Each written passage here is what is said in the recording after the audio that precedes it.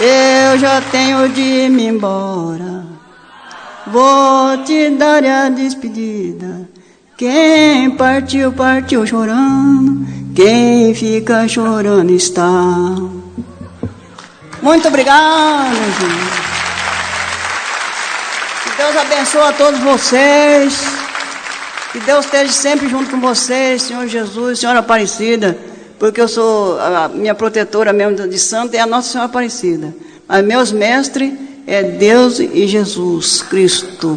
Quero que Ele fique com todos vocês, porque vocês merecem a bênção de nosso Pai. Porque Deus sem nós, sem Ele, nós não vivemos mais não. Portanto, nós temos que ter Ele no coração nosso, como eu faço. Meu Deus, eu peço todo dia e toda hora para todos os filhos dele que estão em cima dessa terra, que for dele, porque hoje em dia não tem muitos que não é filho deles, que mata sem piedade, sem dó, essas crianças, esses idosos, esses jovens, isso não é de Deus mais não, isso é do Satanás, viu? E eu falo isso para vocês, esses estupros que andam, esses Satanás soltos no mundo. Então se concentra, meus filhos, sempre lembra do nosso Pai, de Jesus Cristo e a Senhora Aparecida, vocês são sempre felizes na vida de vocês.